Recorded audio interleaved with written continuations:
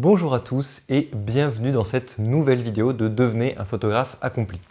Aujourd'hui, nous allons parler d'un phénomène photographique à la fois très connu, très intéressant pour vous exprimer et mal maîtrisé par la plupart des photographes. On a commencé à l'évoquer auparavant, mais aujourd'hui, nous allons voir précisément par quoi elle est influencée, mais aussi comment obtenir une faible profondeur de champ avec un flou d'arrière-plan ou d'avant-plan, mais aussi une grande profondeur de champ, donc une image qui soit totalement nette. Ainsi, vous maîtriserez totalement les éléments nets et les éléments flous dans vos images, ce qui change énormément leur sens. La profondeur de champ, c'est la profondeur de la zone qui est nette sur votre image. Donc si on devait la mesurer, eh bien on la mesurerait en centimètres ou en mètres. Alors en réalité, on ne la mesure jamais dans la pratique, parce que comme on l'a vu la semaine dernière au début de la troisième vidéo, la netteté perçue dépend de beaucoup de facteurs, notamment la taille de l'image affichée. Donc il est difficile de dire précisément à partir de quel point on est flou. C'est donc pas linéaire, il n'y a pas une zone très nette et un demi-millimètre plus loin, c'est très flou. Cette zone nette se répartit de part et d'autre de l'endroit où vous avez fait la mise au point. Et vous comprenez donc pourquoi je vous ai d'abord parlé de la mise au point dans la vidéo 3, puisque évidemment, ça se répartit par rapport à ça, donc il faut d'abord réussir la mise au point. Tout ce qui se trouve être flouté par ce phénomène s'appelle le bokeh, comme je l'ai dit dans les précédentes vidéos. Tout ce qui se trouvera en dehors de la zone de netteté sera flou, mais ce sera d'autant plus vrai si ça en est éloigné. C'est-à-dire qu'un objet situé à 3 mètres de votre zone de netteté sera plus flou qu'un objet qui est à 3 cm de la zone de netteté. Retenez-le, ça va vous servir par la suite, et puis de toute façon, on va le revoir en pratique aujourd'hui. C'est ce qu'on voit dans cet exemple avec du texte. Vous voyez que le texte est de moins en moins lisible au fur et à mesure qu'on s'éloigne de l'endroit de la mise au point. Au début, on peut distinguer encore, et après, on ne peut plus distinguer du tout ce qui est écrit. Alors, par quoi cette profondeur de champ est influencée ? Eh bien, elle est influencée par plusieurs choses, et on va se concentrer aujourd'hui sur simplement ce qu'on peut contrôler. Par exemple, il y a un truc qu'on appelle le cercle de confusion, mais que vous ne pouvez de toute façon pas contrôler, donc pas la peine d'en parler. Tout ce que je veux dire là compte si on suppose que tous les autres paramètres sont égaux, bien sûr. Ne faites changer qu'un seul paramètre à la fois pour mieux comprendre. La profondeur de champ est donc influencée par l'ouverture. Plus celle-ci sera grande, donc avec un petit chiffre comme f2 par exemple, plus la profondeur de champ, la taille de la zone de netteté sera réduite. Grâce à ça, vous avez un moyen mnémotechnique très bon, petit chiffre égale petite profondeur de champ. L'inverse est vrai bien sûr, plus l'ouverture est petite, par exemple f16, f22, plus la profondeur de champ est grande. Et c'est en grande majorité sur ce paramètre de l'ouverture que vous allez jouer pour influencer la profondeur de champ sur vos images. Ensuite, il y a également la longueur focale qui influence la profondeur de champ. Je vais l'abréger focale parfois dans le reste de la vidéo. Plus la focale est grande, plus la profondeur de champ est réduite. Autrement dit, la zone de netteté est plus petite quand vous utilisez une plus longue focale, donc quand vous zoomez, et évidemment vice-versa. Alors, c'est utile de le savoir, mais la focale, elle va aussi influencer le cadre de l'image, parce que vous n'allez pas cadrer pareil si vous zoomez, donc vous n'allez pas toujours l'utiliser comme un moyen de réduire ou d'augmenter la profondeur de champ, parce que changer la focale, c'est changer ce que vous mettez dans l'image, c'est donc pas anodin du tout. Alors, je vous le signale parce que entre une focale très grand angle, par exemple 20 mm, et un téléobjectif, par exemple 200 mm, à une ouverture équivalente, vous allez voir une grosse différence, donc c'est quand même utile que vous le sachiez. Enfin, le troisième facteur qui influence la profondeur de champ, c'est la distance au sujet. Alors quand je parle de sujet ici, je parle de l'endroit de la mise au point, c'est juste pour simplifier le langage, mais quand je dis sujet, ça veut dire endroit de la mise au point. Donc plus vous êtes proche du sujet, plus la profondeur de champ sera réduite. C'est pour ça qu'en macrophotographie, par exemple, où on est très près du sujet, même en fermant le diaphragme jusqu'à f16, on a toujours une zone de netteté qui est très limitée. Enfin, je vous le précise quand même, la taille du capteur influence fortement la profondeur de champ. Plus il est grand, plus elle va être réduite. Autrement dit, il est beaucoup plus difficile d'avoir une faible profondeur de champ sur les petits capteurs que sont ceux des compacts et des bridges. Les réflexes et les hybrides proposent des capteurs suffisamment grands pour voir cet effet assez facilement. Donc si vous avez un compact ou un bridge, vous allez parfois avoir un petit peu plus de mal à voir tous les effets aujourd'hui, mais rassurez-vous, ce n'est pas impossible non plus. C'est juste que si vous souhaitez une faible profondeur de champ, il va falloir maximiser autant que possible les trois paramètres. Mais on y reviendra dans les exercices. Avant ça, et pour que la théorie soit un petit peu plus claire avant de passer à la pratique, je vais utiliser un site très utile qui permet de calculer la profondeur de champ en donnant ces trois valeurs, l'ouverture, la longueur focale et la distance de mise au point.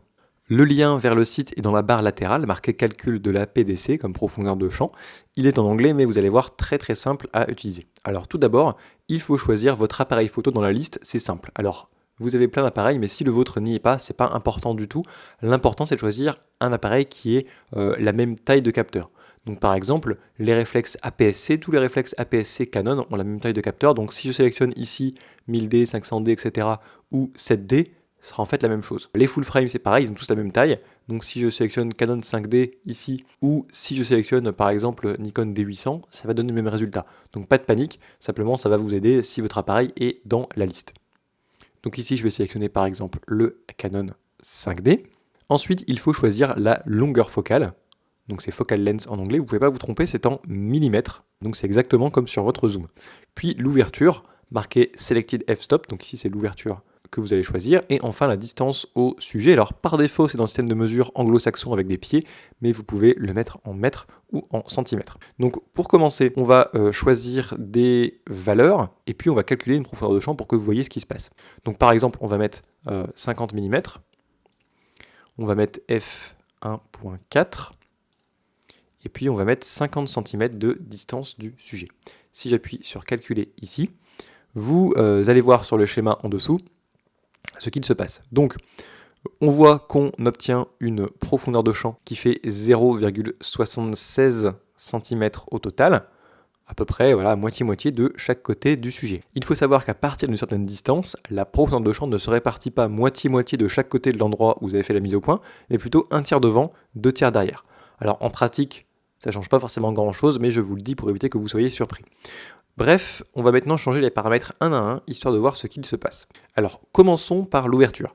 Si je garde tous les autres paramètres égaux, donc je garde ma même longueur focale et ma même distance au sujet, mais j'ouvre non plus à f1.4 mais à f2, donc c'est-à-dire que j'ouvre moins, j'ai une ouverture de diaphragme plus faible, on voit qu'on va augmenter la profondeur de champ pour arriver à 1,08 cm.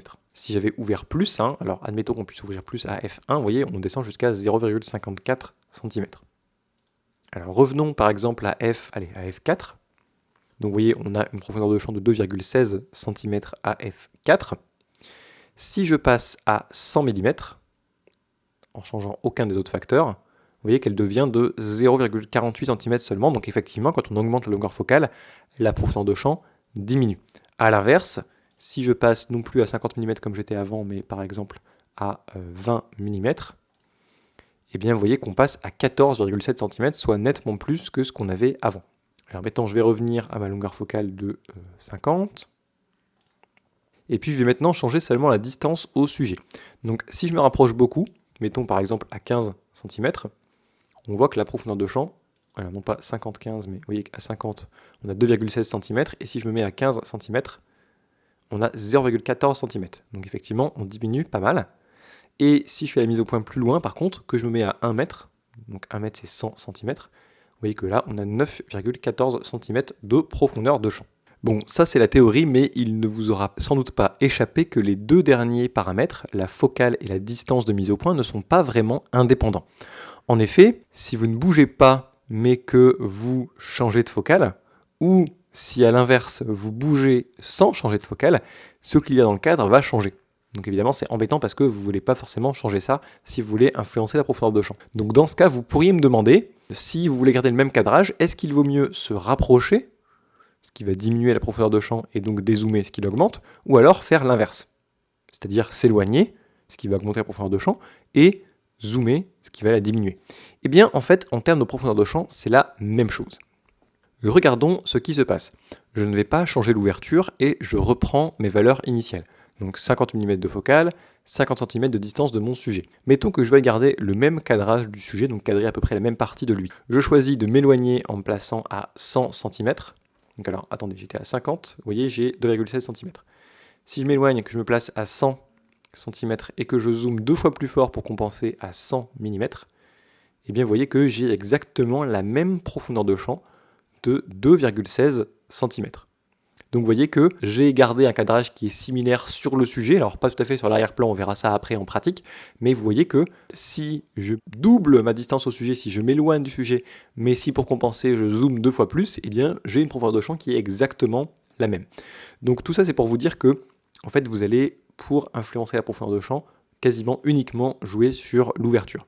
Alors on verra dans le module 2 que le rendu est très différent en termes de perspective selon la focale que vous choisissez, mais en tout cas vous pouvez retenir que le choix courte focale près du sujet versus longue focale loin du sujet va importer peu en termes de profondeur de champ. Alors je vous montre ce petit logiciel pour que vous voyez concrètement les effets des différents paramètres sur la profondeur de champ, mais je veux insister lourdement sur un point, il est absolument inutile de savoir précisément quelle est la taille en centimètres de la profondeur de champ. Ça ne sert à rien à la prise de vue, vraiment vous n'en avez pas besoin. Je vous le montre pour vous expliquer la théorie, parce que pour certains je sais que voir effectivement que le chiffre de profondeur de champ est exactement le même, ça va vous aider à bien intégrer ces concepts-là, mais concrètement à la prise de vue vous n'en avez pas besoin du tout. La seule chose qui compte c'est l'effet visuel, c'est ce qui est flou et c'est ce qui ne l'est pas.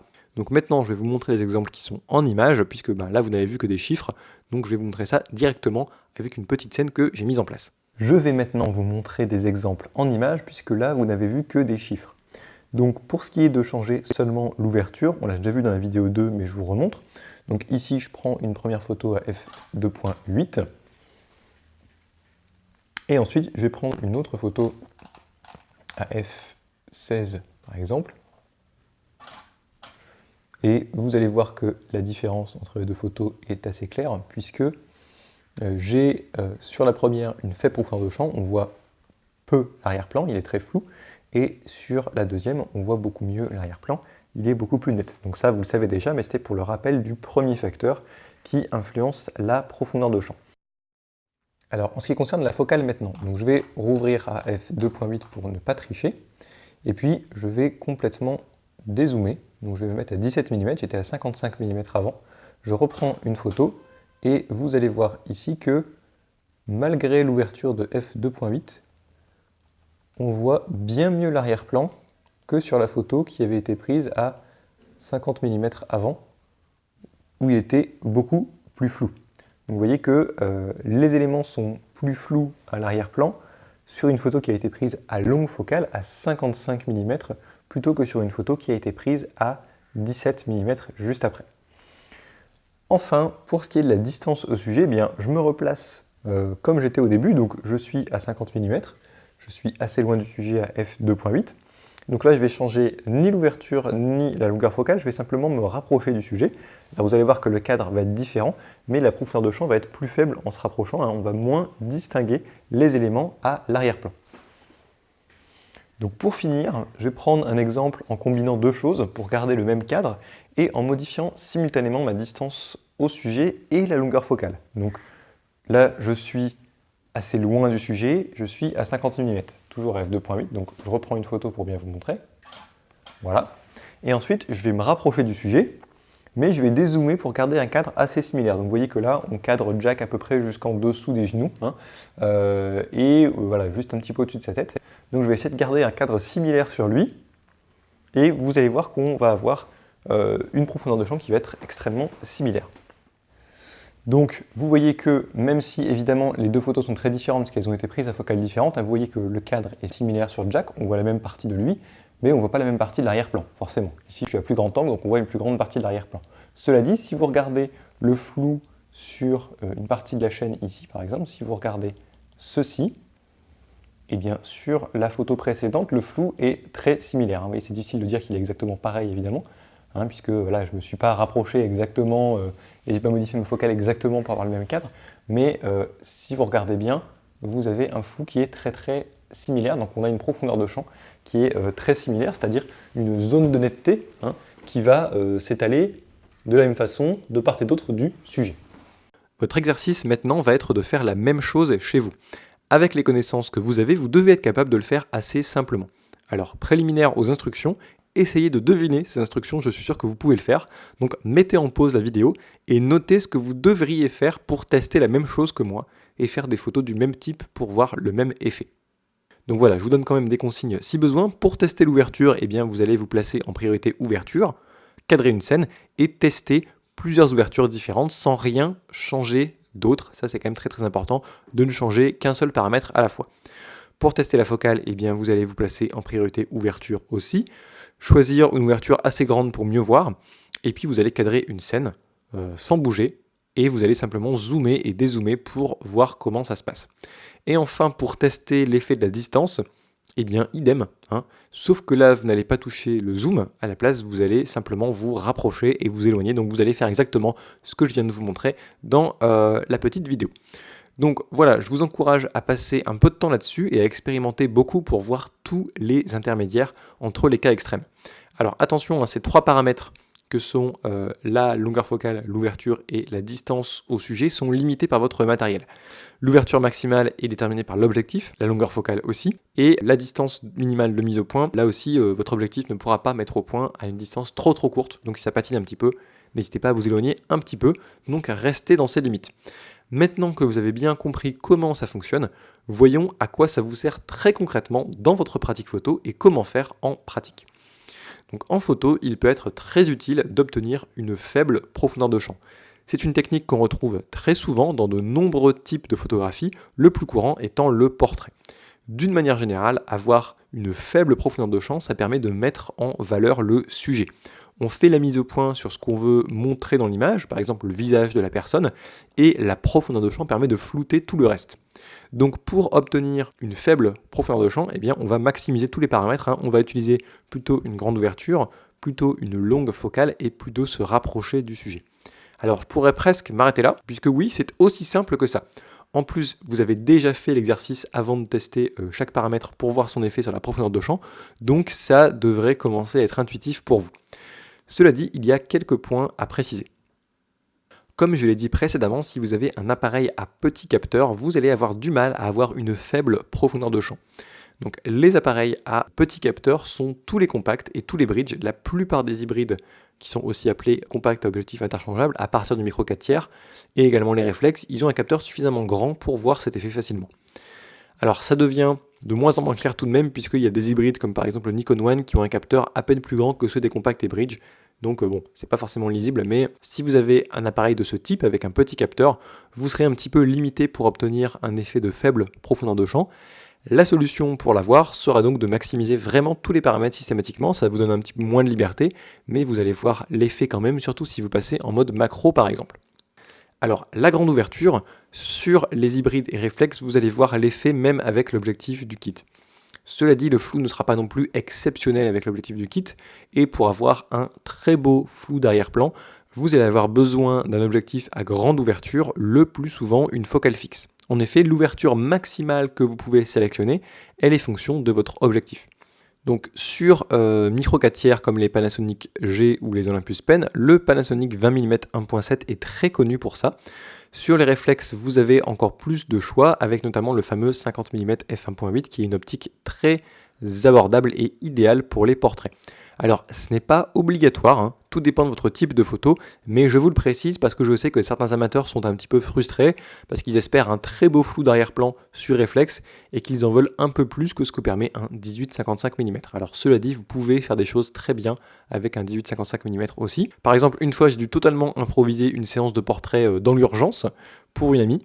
Je n'avais pas mon appareil, aucun matériel pour la lumière, et j'ai donc dû emprunter un vieux réflexe Sony, c'était déjà quelques années, et voilà ce que ça a donné. Vous voyez que j'ai quand même un vrai flou d'arrière-plan, donc il n'y a pas forcément de problème majeur à en avoir, simplement dans certaines conditions, ça va pas être le meilleur flou possible, et j'ai réussi à avoir ce flou d'arrière-plan grâce à l'astuce que je vais vous expliquer maintenant directement avec l'appareil photo. Alors comme je vous l'ai dit précédemment, la profondeur de champ, c'est la zone de netteté qui se répartit autour de l'endroit où vous avez fait la mise au point. Donc ici, si j'ai fait la mise au point juste sur l'œil de Groot, eh bien cette profondeur de champ va se répartir autour, donc un peu devant, un peu derrière, et elle va se répartir sur un plan. Donc autrement dit, tout ce qui est sur un même plan, c'est-à-dire à la même distance de l'appareil photo, aura la même netteté. Donc, tout ce qui sera sur le même plan ici que les yeux de Groot où j'ai fait la mise au point, eh bien tout ça sera net et la profondeur de champ va se répartir autour de ça. Alors j'insiste bien sur la notion de plan. La zone netteté, elle est bien rectiligne, elle est bien comme ça. C'est pas un demi-cercle qui serait parti depuis l'appareil photo, c'est bien un plan qui est parallèle à l'appareil photo. Alors on va voir ça en détail, pas d'inquiétude. Comment ça se traduit dans vos images concrètement? Eh bien, par exemple, mettons que vous photographiez quelqu'un devant un mur. Donc ici, pour plus de simplicité, j'ai pris Groot qui est sur cette table, et puis en guise de mur, je vais utiliser une photo imprimée que je vais mettre juste derrière lui. Donc là, vous faites tout pour que l'arrière-plan soit flou. J'ai une grande ouverture, une longue focale, donc là je suis quasiment zoomé à fond, et je suis relativement proche du sujet. Oui, mais voilà, mon sujet est collé contre le mur, donc ici en l'occurrence la photo, et comme vous le voyez, eh bien la photo est à peine floue, voire pas du tout, parce qu'elle est encore dans la zone de netteté. C'est-à-dire que la zone de netteté est comme ceci, elle se répartit autour de Groot et elle inclut le mur. Donc le mur est dans la zone de netteté. Si avec exactement les mêmes réglages, donc je ne change rien en termes de réglage, mon ouverture reste la même, ma distance au sujet reste la même, ma longueur focale reste la même, mais je vais éloigner le sujet de l'arrière-plan. Alors pour plus de simplicité, je vais éloigner l'arrière-plan, mais c'est pareil. Vous voyez que instantanément, l'arrière-plan devient plus flou. Pourquoi il devient plus flou? Simplement parce qu'il s'éloigne de la zone de netteté. La zone de netteté sur Groot, elle est toujours à peu près ici, et mon arrière-plan est bien plus loin. Donc forcément, il va être beaucoup plus flou. Vous voyez que mes réglages sont exactement les mêmes, et pourtant, il y a une grosse différence. Alors pour être bien clair, la distance de l'arrière-plan, elle ne va pas influencer directement la profondeur de champ en elle-même. Pour rappel, la profondeur de champ, c'est la profondeur de la zone de netteté. Donc cette zone de netteté, elle ne change pas puisqu'elle change avec l'ouverture, la longueur focale ou la distance de mise au point, qui n'ont pas changé. Donc cette profondeur de champ ne change pas, elle est toujours de la même taille. Elle fait toujours par exemple 1 cm ici. Donc la distance de l'arrière-plan ne va pas changer la profondeur de champ. Simplement, comme cet arrière-plan va être plus loin, comme je vous l'ai montré avant, je le mets là par exemple, ou là, eh bien, comme il est plus loin, il est plus éloigné de cette zone de netteté et donc il est plus flou. En effet, cette zone de netteté ici, ce n'est pas quelque chose de brusque. Vous n'avez pas net sur 1 cm et puis soudainement, c'est complètement flou. Elle est progressive. Plus on va s'éloigner du sujet, plus le flou va être prononcé, moins on va voir les détails. Donc vous voyez que si dans l'image, je remets mon arrière-plan d'avant, mais que vous voyez encore l'arrière-plan au fond, vous voyez que mon image, évidemment, elle est un peu plus nette que ce qu'il y a au fond comme arrière-plan. Je vais donc vous donner comme exercice de refaire exactement ce que je viens de vous montrer. Donc vous ouvrez le diaphragme au maximum, vous zoomez au maximum et vous mettez votre sujet très près de son arrière-plan. Ensuite, vous ne changez pas les réglages du tout, mais vous allez juste déplacer votre sujet à 1 mètre de l'arrière-plan. Adoptez après le même cadrage, vous allez voir une grosse différence dans le flou d'arrière-plan. Mettez la vidéo en pause et faites cet exercice maintenant. Donc là, vous avez bien compris comment faire un flou d'arrière-plan, mais vous vous demandez comment faire un flou d'avant-plan, ou alors du flou, du net, puis du flou. Alors, si vous avez bien compris, peut-être que vous devinez déjà comment on fait. Comme je l'ai dit auparavant, le flou se répartit autour de l'endroit où vous avez fait la mise au point. Ça veut dire que si vous faites la mise au point à 2 mètres de vous, et que la profondeur de champ est de 30 cm, eh bien tout ce qui sera devant et derrière cette zone de netteté sera flou. Donc faire un flou d'avant-plan, c'est assez simple. En fait, il suffit de mettre au point sur votre sujet, d'utiliser une faible profondeur de champ et d'avoir un avant-plan qui vienne s'intercaler entre votre appareil et le sujet de façon à ce qu'il soit hors de la zone de netteté. Je vous montre tout de suite sur l'appareil. Alors, c'est ce que je vais faire ici. Donc, j'ai toujours Groot comme sujet sur lequel je fais la mise au point. Et à l'avant-plan, eh bien, je vais placer ma désormais célèbre tasse. Donc, vous voyez que là, déjà, elle est un petit peu floue, pourtant elle est en avant. Et si je la rapproche, elle va être de plus en plus floue. Vous voyez que là, je la place ici. Et elle est floue en avant-plan, en premier plan. Vous voyez que l'arrière-plan également est flou. Donc j'ai fait la mise au point sur Groot. Donc j'ai une profondeur de champ qui va se répartir autour de l'endroit de la mise au point, qui est ici. Donc elle va se répartir ici.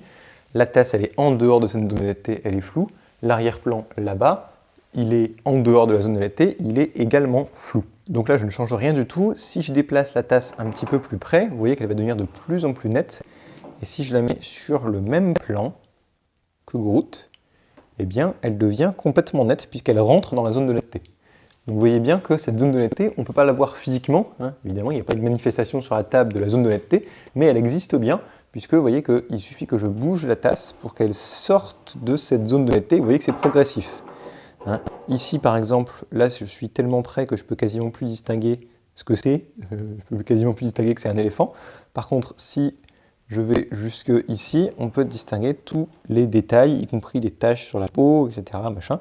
Donc, vous voyez que la zone de netteté se répartit autour de l'endroit de la mise au point. Et donc, pour faire un flou d'avant-plan, eh bien, il suffit d'avoir une zone qui soit à peu près ici et de mettre un objet en premier plan qui soit proche de l'appareil, qui soit en dehors de cette zone de netteté. Donc, je vous encourage à faire l'exercice chez vous, de ne pas modifier les réglages sur l'appareil, mais juste de changer la position relative des objets. Expérimentez, voyez comment le flou augmente ou diminue. Ça vous permettra de vraiment comprendre comment ça fonctionne. Maintenant que vous connaissez tous les secrets pour obtenir une faible profondeur de champ, on va voir comment en obtenir une grande, et ça coule de source, vous allez voir. On cherche en général une image qui soit nette d'un bout à l'autre sur des photos de type paysage ou architecture, mais pas seulement. Tout dépend de votre intention comme toujours, mais pour faire simple, vous allez plutôt choisir une grande profondeur de champ si l'arrière-plan ou la totalité du décor ont une importance. Vous pouvez même le faire en portrait d'ailleurs si l'environnement fait passer un message supplémentaire. Donc un cas typique dans lequel vous rencontrez des difficultés, c'est de photographier des personnes à table. Vous avez des personnes proches, des personnes plus lointaines, et certaines sont floues. Le seul moyen d'avoir tout le monde net est d'augmenter la profondeur de champ, ou alors de placer tout le monde sur un même plan. Donc c'est très simple. Pour maximiser la profondeur de champ, vous allez devoir fermer le diaphragme, si possible pas au-delà de f16, comme je l'ai dit auparavant, pour éviter le phénomène de diffraction. Choisir une focale qui soit assez grand angle, c'est-à-dire dézoomer autant que possible, et enfin ne pas être trop près du sujet. Alors comme précédemment, pour ces deux derniers, c'est moins important, pensez d'abord à votre cadrage et ne cadrez pas plus large juste pour avoir une grande profondeur de champ. En paysage et en architecture, si vous ne voulez pas avoir de flou de profondeur de champ sur l'image, pensez surtout à ne pas avoir un premier plan qui soit vraiment très proche de vous. En général, si vous êtes à assez grand angle et à f16, la seule zone floue de l'image, ce sera vraiment ce qui est à vos pieds, entre guillemets. Enfin, je tiens à insister sur un point, ne soyez pas toujours extrême dans vos choix de profondeur de champ et donc d'ouverture. C'est-à-dire que vous n'êtes pas obligé de toujours choisir soit l'ouverture maximale, soit f16 et rien entre deux. Le cas classique qui pose problème aux débutants, comme je le disais, c'est un portrait de groupe. C'est un portrait, donc on va souvent utiliser une faible profondeur de champ, mais en même temps, il y a plusieurs sujets, donc il ne faut pas qu'il soit flou.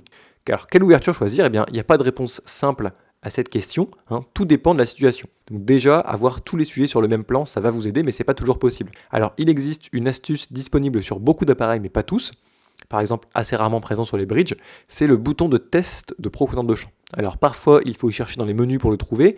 Il semblerait que sur certains modèles, il ne soit disponible qu'en visée par écran, ce qu'on appelle aussi Live View. Donc ça dépend de votre appareil, mais je vais vous montrer tout de suite un petit peu à quoi ça ressemble sur l'appareil. Alors ce bouton se situe souvent près de l'objectif, il se situe ici chez Canon. Il faut savoir que quand vous regardez dans le viseur, vous voyez la profondeur de champ telle qu'elle est à pleine ouverture. Donc ce que vous voyez là sur l'écran, donc là je filme avec l'appareil photo qui est censé prendre les photos, vous voyez à pleine ouverture, quelle que soit l'ouverture que vous avez sélectionnée, vous allez voir à pleine ouverture. En effet, le diaphragme ne se ferme qu'au moment de la prise de vue, donc dans le viseur vous voyez comme si c'était à pleine ouverture. Donc ça n'indique pas forcément la profondeur de champ finale, ça n'indique que la profondeur de champ à pleine ouverture. Eh bien, ce bouton de test de profondeur de champ, il va permettre de fermer le diaphragme pendant que vous regardez dans le viseur et donc de voir la profondeur de champ telle qu'elle sera. Alors attention, ça va assombrir l'image dans le viseur, mais l'image finale sera exposée normalement, pas d'inquiétude. Donc là, en temps normal, si vous bougez la valeur de diaphragme avec la molette qui est au-dessus de l'appareil, eh bien, vous n'allez pas voir de différence. Eh bien, en maintenant appuyez le bouton de test de profondeur de champ, eh bien, si vous fermez le diaphragme, vous allez voir ce qui se passe. Donc là, en l'occurrence, j'ai deux sujets. Donc j'ai Groot qui est au premier plan, puis la fameuse tasse avec l'éléphant qui est derrière. Et vous voyez que ma tasse est légèrement floue. Donc la mise au point est faite sur Groot au premier plan. Je suis à f2.8. Et ce que je voudrais, en fait, c'est augmenter ma profondeur de champ. Donc actuellement, ma profondeur de champ est à peu près comme ça. Elle encadre Groot qui est nette, on va dire. Elle fait peut-être même un peu moins que sa largeur. Et moi, je voudrais qu'elle aille au moins jusque là pour que l'avant de la tasse soit net. Donc pour ça, eh bien, je vais fermer mon diaphragme. Donc je vais diminuer l'ouverture sur l'appareil jusqu'à par exemple f5.6. Donc vous voyez que là, c'est plus sombre. Mais on voit bien que l'éléphant derrière est net. S'il n'est pas encore assez net, on peut aller par exemple jusqu'à F8. Donc l'image va s'assombrir chez vous dans le viseur si vous utilisez ce bouton de test de profondeur de champ. C'est normal, pas de panique. L'image sera quand même bien exposée à la fin. Simplement, là, comme vous êtes dans le viseur, eh bien, vous n'avez pas le levier de la vitesse d'obturation. Donc là, pareil, assombrir l'image, mais en réalité, il va évidemment compenser avec une vitesse ou une sensibilité ISO qui sera plus élevée. Donc avec l'habitude, vous saurez à peu près de quelle valeur partir pour avoir deux sujets nets, même s'ils ne sont pas sur le même plan. Mais vous pouvez toujours vérifier avec le bouton test, c'est très pratique. Alors l'exemple du portrait de groupe, c'est le plus évident, mais en réalité, il ne faut pas hésiter à choisir des valeurs intermédiaires dans beaucoup de situations. Vous pouvez souhaiter mettre en valeur un sujet avec une faible profondeur de champ, mais qu'on distingue quand même ce qu'il y a à l'arrière-plan. Un monument célèbre, un environnement qui donne un sens différent à la photo, vous pouvez le vouloir flou, mais pas trop quand même, de manière à ce qu'on puisse le distinguer. Donc il y a tout un tas d'intermédiaires intéressants entre l'option complètement floue et l'option complètement nette. Voilà, vous devez maintenant bien comprendre comment fonctionne la profondeur de champ et être à même d'obtenir une faible ou une grande profondeur de champ quand vous le désirez. Si vous avez du temps cette semaine, cherchez à utiliser l'une comme l'autre pour détacher un sujet de son arrière-plan ou au contraire, utilisez une photo totalement nette et pensez aussi à utiliser des valeurs intermédiaires. Les exercices sont là pour vous faire comprendre le fonctionnement du phénomène de la profondeur de champ. Donc vraiment faites-le pour bien comprendre comment ça marche. C'est fait pour vous aider à l'appréhender, mais il ne faut pas juste les faire et puis ranger ça au placard. Il faut intégrer ça dans vos photos au quotidien. Utilisez ces effets que vous comprenez maintenant pour obtenir le rendu que vous souhaitez. C'est ça qui vous fera vraiment intégrer ces notions et comme toujours expérimenter. Donc vous avez maintenant en main de nombreux outils techniques qui vous permettront de beaucoup diminuer le nombre de photos qui sont ratées pour une raison ou une autre et de bien comprendre ce qui se passe quand vous prenez une photo. Reste quelque chose qui ne se règle pas avec un bouton, c'est comment vous cadrez vos images et d'une manière générale leur composition. C'est ce qu'on verra la semaine prochaine dans une vidéo sur les bases de la composition, dans laquelle je vous donnerai quelques pistes et règles communes à suivre pour de bonnes compositions. Il sera temps d'aller plus loin sur ce sujet quand on arrivera dans le module 2. D'ici là, je vous dis à bientôt et bonne photo!